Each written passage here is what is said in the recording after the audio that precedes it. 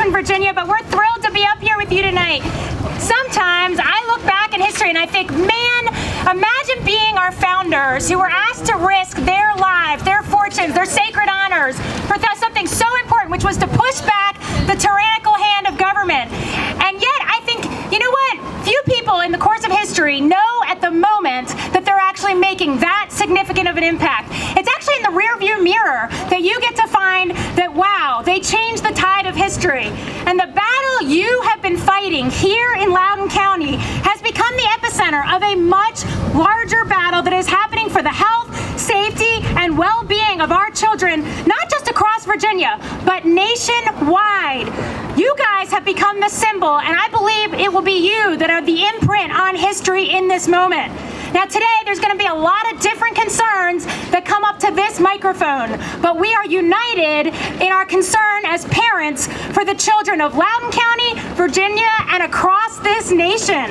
Well, we don't know what's going to happen with this board on their vote with the model transgender guidelines, and we can't help but suspect the worst case scenario.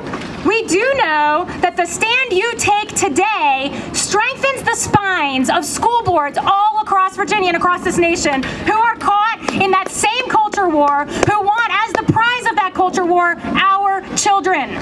Speaking only about the impact you've already had here in Virginia, it's parents just like you who battled in Russell County and won. It's parents just like you that battled in Campbell County and won. It's parents just like you that battled in Augusta County and won. It's parents just like you that battled in Louisa County and won. And the list goes on, and every day we're adding counties to that list because of the stand you are taking here. You represent every parent that doesn't want their child to be told that their disinterest in fulfilling some gender stereotype means that they're transgender. It's parents like you. You're representing every parent that wants to protect their child's privacy and safety as they choose to undress in public school spaces. It's parents just like you. You represent parents that expect honest dealings with your school administrators about your own child. And you teachers, there are teachers here today.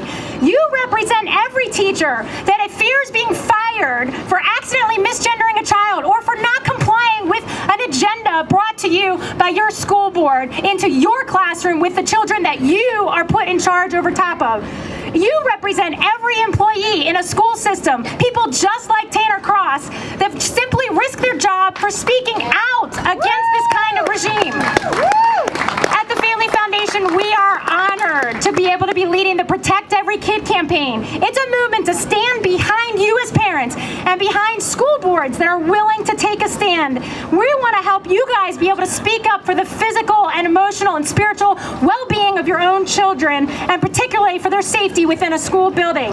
We stand behind the school boards who object to this effort to mandate from Richmond a one-size-fits-all onto their local community in a way that completely disregards the unique needs and sensitivities of their own county.